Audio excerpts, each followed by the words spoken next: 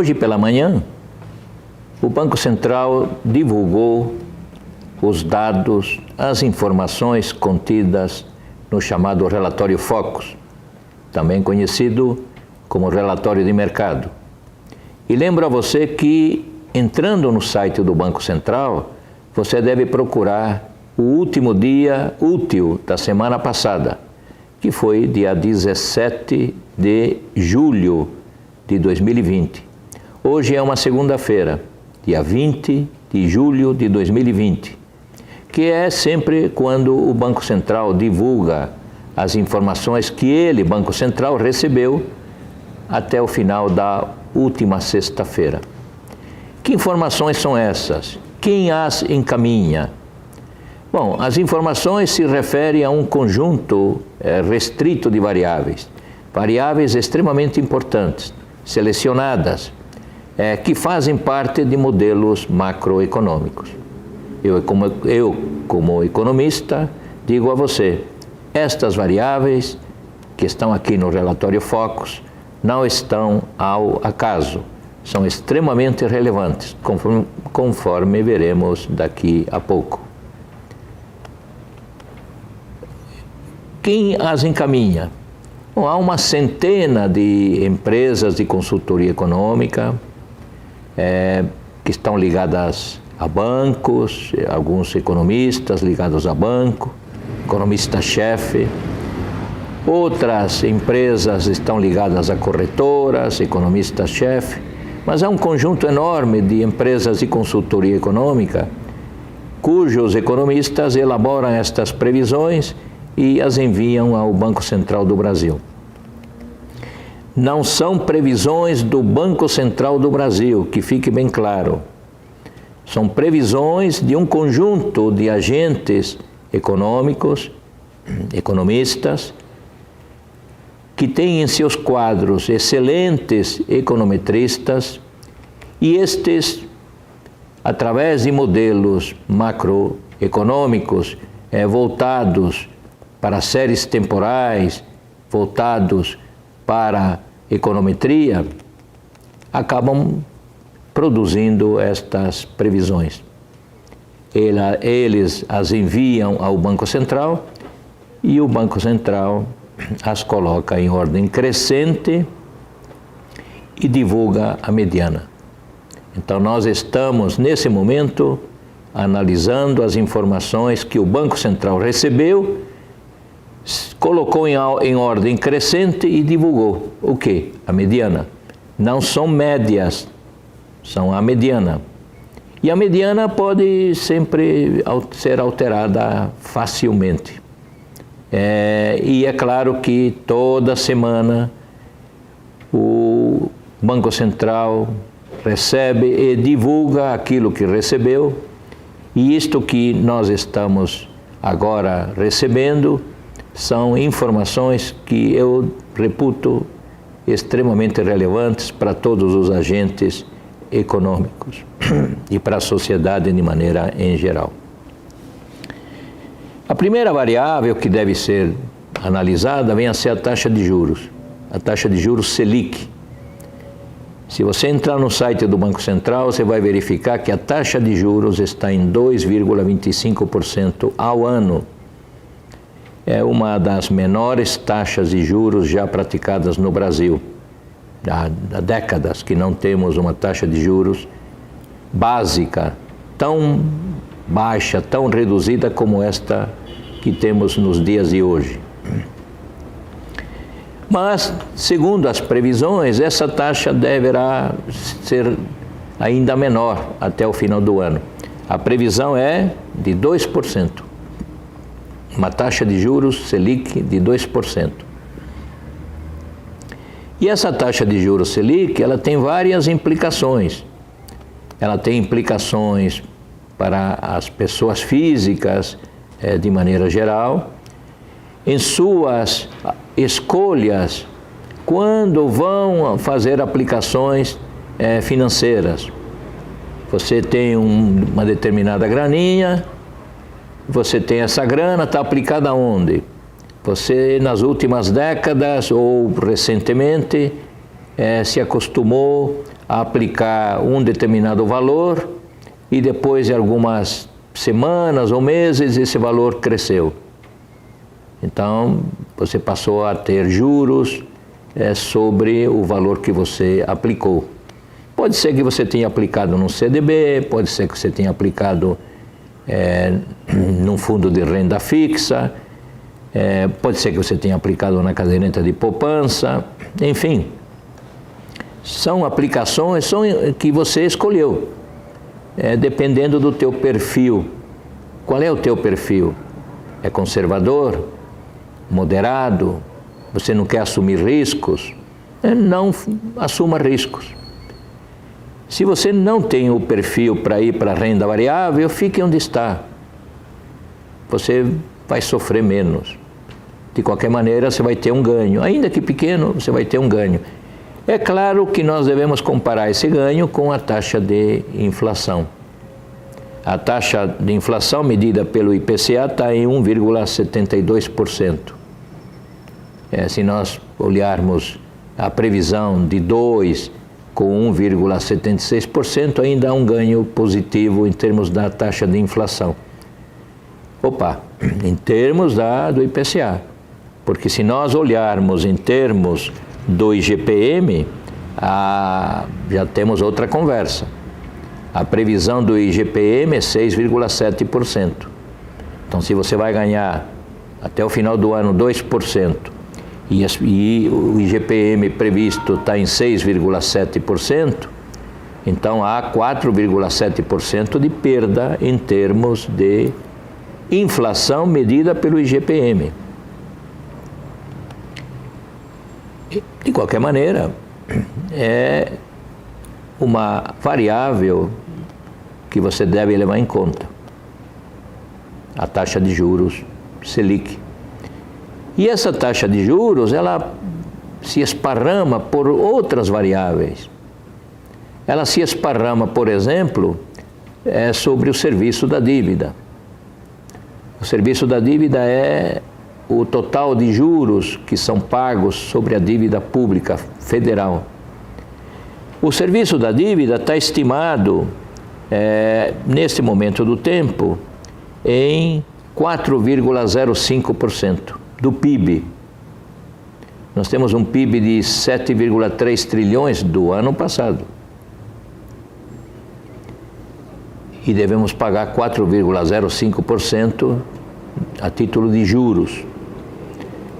O resultado primário, que vem a ser o rombo do setor público, neste momento justificado por este terrível vírus que está causando tão mal para as pessoas, para a saúde das pessoas. O número de óbitos está quase chegando a 80 mil óbitos no Brasil, algo terrível que está ocorrendo do ponto de vista da saúde pública. O resultado primário está previsto em 11,65% do PIB. Repito, justificável. O que está ocorrendo, e ainda estamos falando da taxa de juros, é que com este rombo está havendo um aumento da dívida pública como proporção do PIB. E a dívida pública, que estava numa tendência de queda para uns 72% antes da pandemia do Covid-19, agora está caminhando para uma relação dívida-PIB de 92%, talvez 95% do PIB. E é claro que neste momento futuro, ainda não chegamos lá, mas poderemos chegar. Nesse momento do futuro, fica a seguinte pergunta: será possível sustentar essa taxa de juros tão baixa, dado o risco que a elevação da relação dívida-PIB vai acarretar na economia brasileira? Ou, em outras palavras, como é que os investidores nacionais e estrangeiros vão ver o risco Brasil sob a ótica desse espetacular aumento da relação dívida-PIB? Será que lá no futuro, que talvez não seja tão distante, a taxa de juros Selic não terá que aumentar? Não terá que subir? Outra relação entre a taxa de juros vem a ser com a taxa de câmbio. Se você entrar no site do Banco Central, você vai ver uma taxa de câmbio de R$ 5,35. A previsão aqui é R$ 5,20. Então lá no site é o que está ocorrendo hoje. Aqui é o que se espera que ocorra amanhã. E também temos uma relação entre as taxas de juros do Brasil e taxas de juros internacionais, deflacionadas pelos índices adequados de taxa de inflação, e nessa comparação os investidores internacionais e nacionais também vão fazer suas escolhas. Vão aplicar no Brasil, vão aplicar em outros países. Se decidirem aplicar no Brasil, vai haver um aumento da oferta de dólares. Dada uma certa demanda, o preço do dólar vai diminuir. Se eles optarem em não aplicarem no Brasil, porque as taxas de juros não estão, digamos, equilibradas face a outros países, e eles preferem aplicar em outros países, ao governo brasileiro só vai restar uma solução: aumentar a taxa de juros para atrair esse investidor nacional e estrangeiro. Eu digo nacional porque muitos nacionais estão aplicando no exterior. Então, estão reparando, a taxa de juros tem uma influência muito importante em muitos setores da economia e em muitas variáveis que estão aqui. Taxa de juros, taxa de câmbio, a situação fiscal, vista sob a ótica do resultado primário, do resultado nominal e juntando a relação dívida-PIB, esse conjunto de variáveis devidamente combinado nos leva a uma taxa de inflação, que medida pelo IPCA, repito, está em 1,78%, a previsão para esse ano, e medida pelo IGPM está em 6,7%. Preços administrados está previsto em 1,19%. Preços administrados são aqueles serviços ofertados pelo governo. Então, não há como não relacionar estas variáveis entre si. Elas estão profundamente interrelacionadas. E ainda a questão da taxa de câmbio está relacionada com todo o setor externo. O setor externo, a previsão da balança comercial é um saldo positivo de aproximadamente 55 bilhões de dólares. A conta corrente está perto de 8,9 bilhões negativos, muito baixo esse resultado negativo. E o investimento estrangeiro direto está próximo de 54 bilhões, arredondando, mostrando que em épocas de pandemia como esta que nós estamos vivendo, as empresas multinacionais estão com suas atividades paralisadas, no Brasil também, e é natural que o investimento estrangeiro direto destas multinacionais se reduza ao longo do tempo. Então, nós estamos falando das variáveis, interrelacionando-as entre si, como devemos fazer. Eu sou professor de economia, eu sou professor da FEA-USP e tenho que trabalhar essas variáveis dentro de um determinado modelo macroeconômico. Elas não estão aí por acaso, repito, elas são extremamente importantes. E por último, falta dizer, bom, e o que está sendo previsto em termos de crescimento da economia? Eu já venho falando em relatórios anteriores que qualquer número aqui é um número que pode ser colocado. Pode ser aceito, pode não ser aceito. A verdade é que pela segunda semana consecutiva, a mediana dessas informações caiu, o que dá um certo alívio.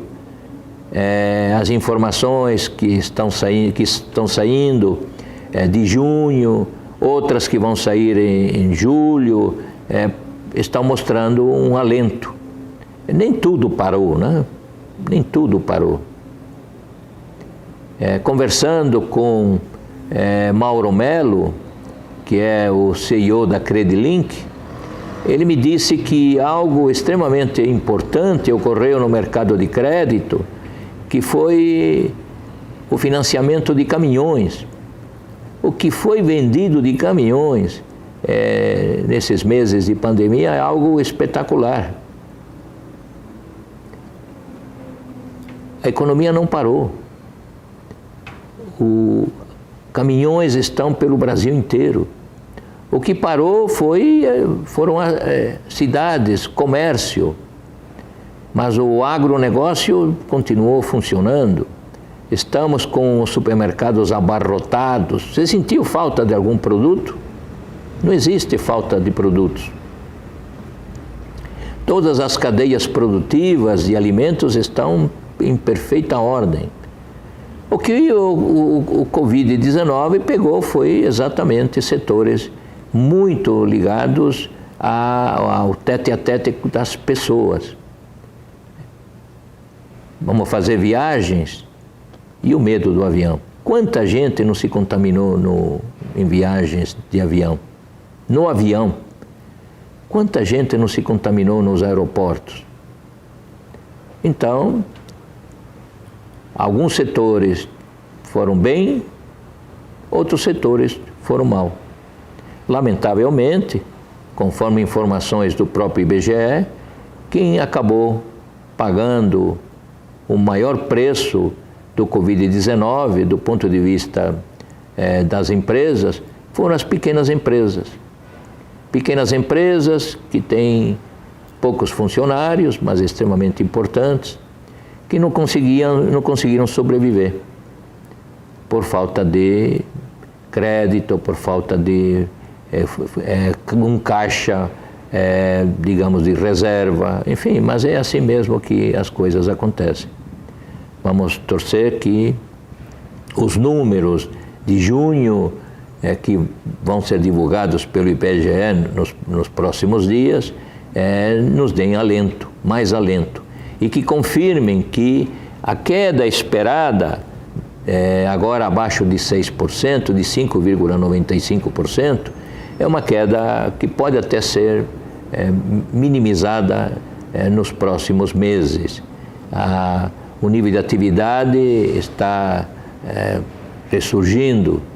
Alguns setores vão demorar mais. Setores relacionados com shows, relacionados com viagens, isso vão demorar um pouco mais. Mas pouco a pouco estamos retomando o nível de atividade. O desemprego, o IBGE está divulgando também os dados de desemprego, o desemprego está aumentando. Infelizmente, na medida que milhares e milhares, quase 525 mil em pequenas empresas foram dizimadas, milhões de empregos também foram levados juntos. E o nível de desemprego certamente vai aumentar aí bastante. Mas vamos aguardar os números do IBGE. No mais, desejo a você sucesso no teu negócio e desejo a você um bom fim de semana. A propósito, entre no site da Ordem dos Economistas do Brasil, lá no YouTube. Nós temos dezenas de entrevistas. Entre na homepage da Ordem dos Economistas do Brasil. Temos dezenas de entrevistas com renomados economistas. Até o próximo Relatório Focus.